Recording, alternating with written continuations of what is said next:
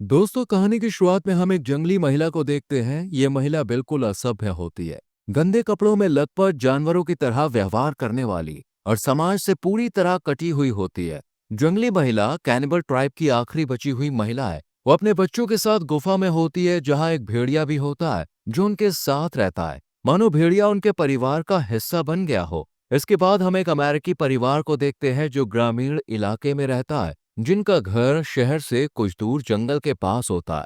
इस परिवार में क्रिस नाम का व्यक्ति होता है जो एक वकील है। वो अपनी पत्नी और 3 बच्चों के साथ रहता है। बच्चों में एक बड़ी बेटी, एक छोटी बेटी और एक बेटा है। इनका परिवार काफी शांत रहता है, मानो वो सभी किसी गम में डूबे हुए हैं। क्रिस बाहर से एक सभ्य और अच्छा व्यक्ति लगता है, लेकिन असल में वो एक क्रूर, अत्याचारी और महिलाओं को कमतर समझने वाला इंसान है, और वो मानसिक तौर पर सही नहीं है। एक दिन जब क्रिस बंदूक लेकर जंगल में अकेले शिकार करने जाता है, तब उसे नदी में वही जंगली महिला नहाते हुए और मछली पकड़ते हुए दिखती है, जो कि काफी गंदी हालत में होती है। क्रिस इसके बावजूद उससे आकर्षित हो जाता है और जंगली महिला को एक गुफा में जाते हुए देखता है। इसके बाद क्रिस घर जाता है और अपनी पत्नी और बच्चों को बेसमेंट खाली करने को कहता है। उसकी पत्नी जब उससे पूछती है कि वो क्या करने वाला है, तब वो कोई जवाब नहीं देता। फिर क्रिस अपनी बड़ी बेटी को बेसमेंट के पास वाले घर में मौजूद कुत्तों को खाना देने को कहता है, जो काफी खतरनाक होते हैं, इसलिए कुत्तों को केज में बंद करके रखते हैं। अगले दिन क्रिस जंगली महिला को पकड़ने के लिए जंगल में जाता है। जब उसे वो महिला दिखती है, तब वो चुपचाप उस पर जाल फेंक देता है। जब जंगली महिला खुद को छुड़ाने की कोशिश करती है, तो ये देखकर क्रिस उसे मारकर बेहोश कर देता है। फिर उसे अपने बेसमेंट में ले जाकर उसके दोनों हाथ पांव जंजीर से बांधकर गुलाम बना लेता है, और फिर उससे कहता है कि अगर उसने भागने की कोशिश की या फिर उसकी बात मानने से इनकार किया, तो वो उसे खत्म कर देगा। जब जंगली महिला क्रिस की बात नहीं मानती है और यहाँ से जाने के लिए चिल्लाती है, तब वो उसे टॉर्चर करता है। जंगली महिला को क्रिस की भाषा समझ में नहीं आती, वो अपनी भाषा में ही बोलती रहती है। इसी कारण क्रिस उससे इशारों और संकेतों के माध्यम से बात करने की कोशिश करता है। उधर क्रिस की बड़ी बेटी स्कूल गई होती है। वो काफी इंट्रोवर्ट होती है और मानसिक रूप से कमजोर होती है। क्लास के दौरान उसे बार बार टॉयलेट जाने के लिए महसूस होता है। ये चीज उसकी टीचर भी नोटिस करती है और उन्हें लगता है कि उसके अंदर समय के साथ काफी बदलाव आ रहा है। वो क्रिस की बड़ी बेटी से अकेले में पूछती है क्या वो ठीक है। वो क्रिस की बड़ी बेटी बिना कोई जवाब दिए चली जाती है। इधर क्रिस का बेटा स्कूल में होता है, जहां उसे एक लड़की बास्केटबॉल में हरा देती है। तब वो क्लास में जाता है और बिना किसी की नजर में आए उस लड़की के बालों के ब्रश में च्युइंगम चिपका देता है। जब वो लड़की क्लास में अपने ब्रश से बाल संवारती है, तब उसके बाल में च्युइंगम चिपक जाती है, जिससे उसे दर्द सहना पड़ता है और उसके कुछ बाल बाहर आ जाते हैं। क्रिस का बेटा उस लड़की को दर्द में चीखते हुए देखकर खुश होता है। उधर बेसमेंट में क्रिस जब जंगली महिला के पास जाता है और उसके दांत में अपनी उंगली डालकर चेक करता है, जो कि काफी गंदे होते हैं, तब वो महिला क्रिस की एक उंगली को अपने दांत से काट लेती है, जिससे क्रिस दर्द से चिल्लाने लगता है। क्रिस गुस्से में उस महिला के ऊपर हाथ उठाता है, जिससे वो बेहोश हो जाती है। कुछ देर बाद जब जंगली महिला होश में आती है, तब क्रिस गन हाथ में लिए आता है और धमकी देता है कि अगर वो उसकी बात नहीं मानेगी तो वो उसे शूट कर देगा। नाइस।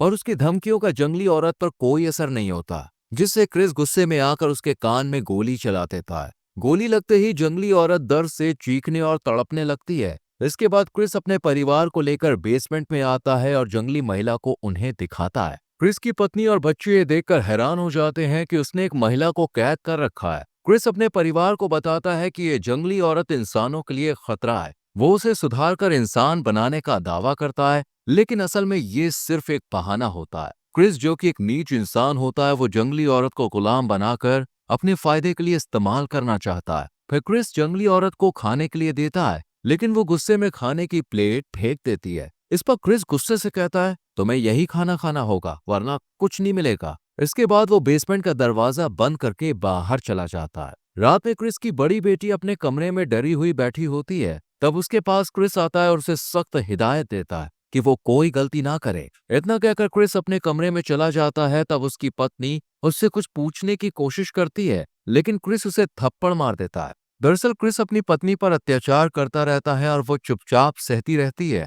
क्रिस की पत्नी डर की वजह से किसी भी तरह का विरोध नहीं कर पाती। इधर जंगली औरत भूख से तड़पने लगती है। उसके दोनों हाथ और पांव जंजीरों से बंधे होते हैं। वो थक कर जमीन पे बैठ जाती है और मजबूरी में जमीन पर गिरे हुए खाने को अपने मुंह से उठाकर जैसे तैसे खाने लगती है। अगले दिन क्रिस अपने काम पर होता है, जहां वो एक अच्छा इंसान होने का नाटक करता है। वो सबके साथ अच्छे से पेश आता है, लेकिन घर लौटते ही फिर से वो अपनी असली घिनौनी हरकतों पर उतर आता है। वो बेसमेंट में जाकर जंगली औरत को जंजीरों से बांध कर टॉर्चर करता है। हालांकि ये जंगली औरत असहाय दिखती है, लेकिन उसके अंदर एक मानसिक ताकत होती है। वो लगातार प्रतिरोध करने की कोशिश करती है। उसकी आंखों में डर के बजाय बदले की आग जल रही होती है। क्रिस का बेटा भी अपने पिता की हिंसा और बेरहमी देखकर धीरे धीरे उसी मानसिकता में ढलने लगता है। उसके मन में भी जंगली औरत के प्रति गलत विचार आने लगते हैं। जब क्रिस घर पर नहीं होता तो उसका बेटा बेसमेंट के दरवाजे पर एक औजार से छोटा सा छेद कर देता है, ताकि वो औरत को देख सके। जब वो ये कर रहा होता है तो उसकी माँ उसे बुलाकर वहां जाने से मना करती है। अगले दिन क्रिस का बेटा बेसमेंट के पास बने घर में कुत्तों को खाना देने जाता है। जब वो कुत्तों को खाना देता है तब लकड़ी के एक छोटे से घर से अचानक एक कुत्ता भौंकने लगता है। इससे डरकर वो गिर जाता है, लेकिन जल्द ही खुद को संभालता है और घर चला जाता है। घर पहुंचने पर वो देखता है कि उसके पिता घर आ चुके हैं। क्रिस अपनी पत्नी से गर्म पानी तैयार करने को कहता है और फिर दोनों गर्म पानी लेकर बेसमेंट में जाते हैं, जहां क्रिस जंगली औरत को खुद नहलाने लगता है। लेकिन वो अब भी पूरी तरह से साफ नहीं होती, इसलिए वो उसे जंजीरों से बंधे हुए ही बाहर ले जाता है और high pressure power washer pipe से उस पर जबरदस्ती पानी डालता है। इससे उसे बहुत तकलीफ होती है और वो छटपटाने लगती है। ये देखकर क्रिस की बेटी उसे रोकने के लिए कहती है, लेकिन क्रिस तब तक नहीं रुकता जब तक कि जंगली औरत पूरी तरह से साफ नहीं हो जाती। फिर वो जंगली औरत को वापस बेसमेंट में ले जाकर उसको बांध देता है। क्रिस की पत्नी जंगली औरत को कपड़े पहनाती है। अब वो पूरी तरह से साफ हो चुकी होती है और क्रिस उसका शरीर देखकर संतुष्ट महसूस करता है। रात में जब सब सो जाते हैं तब क्रिस छुपकर बेसमेंट में जाता है और जंगली महिला के साथ गलत करता है। वहां क्रिस का बड़ा बेटा बेसमेंट में दरवाजे पर जो उसने होल बनाया था, वहां से ये सब छुप कर देख रहा होता है। उधर क्रिस की पत्नी जाग रही होती है। उसे पता होता है कि उसका पति क्या कर रहा है। अगले दिन जब क्रिस की बड़ी बेटी स्कूल में अकेली होती है, तब उसकी टीचर देखती है कि वो मानसिक और शारीरिक रूप से परेशान है और उसने ढीले कपड़े पहनना शुरू कर दिया है। टीचर को लगता है कि ये लड़की गर्भवती है, इसलिए वो रात में क्रिस के घर पर कॉल भी करती है। लेकिन क्रिस की बड़ी बेटी कॉल उठाकर कोई जवाब नहीं देती। तब टीचर उसके घर जाने के बारे में सोचती है। अगले दिन क्रिस का बेटा स्कूल से घर आने के बाद एक चाकू लेकर तहखाने में चला जाता है। वो भी अपने पिता से सीख कर उनकी तरह निर्दयी बन चुका है। वो जंगली महिला के पास जाता है और उसकी छाती पर चोट पहुंचाता है, जिससे जंगली महिला बहुत तेज चिल्लाती है।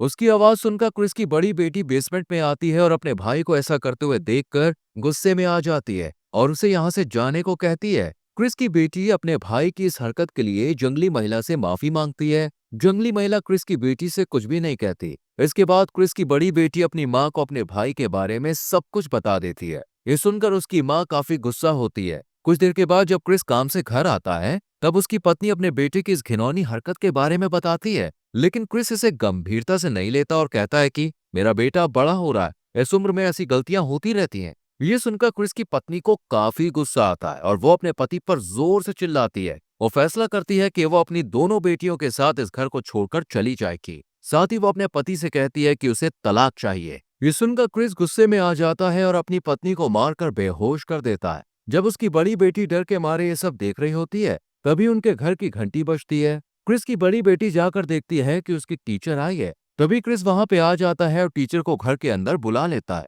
टीचर वहां क्रिस की पत्नी को कुर्सी पर बेहोशी की हालत में देखकर क्रिस से पूछती है कि उसे क्या हुआ है। तब क्रिस कहता है कि वो बीमार है।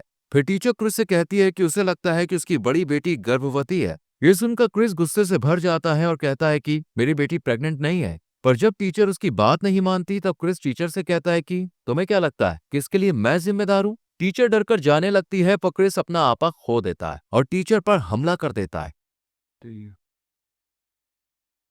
वो और उसका बेटा टीचर के हाथ और पैर रस्सी से बांधते हैं और उसे घसीटते हुए बाहर ले जाते हैं। जब क्रिस की बड़ी बेटी बीच में आती है, तब क्रिस उसे दूर धक्का देता है और फिर उस पर भी हमला करता है। इसके बाद क्रिस अपने बेटे के साथ टीचर को कुत्तों के पिंजरे में बंद कर देता है, जहां दो जर्मन शेफर्ड उस पर भौंकने लगते हैं। टीचर चिल्लाती है और उसे छोड़ने की गुहार लगाती है, लेकिन क्रिस और उसका बेटा जरा भी रहम नहीं खाते। जल्द ही वहां पर एक छोटे से लकड़ी के घर से अंदर से एक लड़की बाहर आती है। जो कुत्तों की तरह व्यवहार करती है और उसकी आंखें नहीं होती हैं। दरअसल क्रिस ने परिवार से छुपा कर रखा था, उसकी आंखें नहीं थीं और इसी कारण क्रिस ने अपनी बेटी को कुत्तों के साथ रखा ताकि वो कुत्तों जैसा व्यवहार करना सीख सके। वो लड़की आक्रामक होती है और टीचर पर हमला करते हुए उसे नोचने लगती है और फिर निर्दयता से उसे खाने लगती है। टीचर दर्द के मारे चीखने चिल्लाने लगती है। टीचर की आवाज सुनकर क्रिस की बड़ी बेटी ये सब देख लेती है। उसे पता होता है कि वो अकेले इनसे नहीं लड़ सकती, इसलिए वो घर से चाबी लाकर जंगली महिला के पास जाती है और उसे आजाद कर देती है। जंगली महिला गुस्से में बेसमेंट से बाहर निकलती है और उसे अपने सामने क्रिस की पत्नी दिखती है जो होश में आने के बाद अभी अभी बाहर आई होती है। जंगली महिला उस पर हमला करती है और उसे हवा में उछालने के बाद उसके चेहरे के हिस्से को दांत से काट देती है, जिससे क्रिस की पत्नी की मौत हो जाती है। जंगली महिला ने उसे इसलिए मारा क्योंकि उसने इतने वर्षों तक अत्याचार सहकर क्रिस को ये सब करने दिया। इसके बाद जंगली महिला एक चाकू लेकर क्रिस और उसके बेटे के पास जाती है। वो पहले क्रिस के बेटे पर हमला करती है और उसके शरीर को काट देती है। फिर जंगली महिला क्रिस के पास जाती है जो उस पर हमला करने की कोशिश करता है, लेकिन वो उसे भी बेरहमी से मार देती है। इसके बाद जंगली महिला क्रिस के सीने से उसका दिल निकालती है और उसे खाने लगती है। इसके बाद जंगली महिला के पास वो लड़की आती है जो कुत्तों की तरह व्यवहार कर रही होती है। जंगली महिला को ये लड़की अपनी जैसी लगती है, इसलिए वो उस पर हमला नहीं करती और उसे क्रिस का निकाला हुआ दिल खाने के लिए देती है। इधर क्रिस की बड़ी बेटी अपनी माँ, पिता और भाई की मौत के बाद काफी डरी हुई होती है। वो अपनी छोटी बहन के साथ भागने के लिए घर से बाहर आती है। तभी जंगली महिला के साथ जो लड़की थी वो क्रिस की छोटी बेटी को चोट पहुंचाने के लिए आगे बढ़ती है, लेकिन जंगली महिला उसे रोक देती है। जंगली महिला क्रिस की दोनों बेटियों को नुकसान नहीं पहुंचाती क्योंकि इन्होंने कभी भी उसको चोट नहीं पहुंचाया था और क्रिस की बड़ी बेटी ने उसे कैसे बाहर निकाला था। क्रिस की छोटी बेटी के हाथ में पानी की बोतल होती है जिसे वो जंगली औरत को पीने के लिए देती है, जिसे वो लेकर पीती है। फिर जंगली महिला अपनी खून से सनी उंगली क्रिस की छोटी बेटी के मुंह के पास लाती है। तब क्रिस की छोटी बेटी उसका खून चाटती है।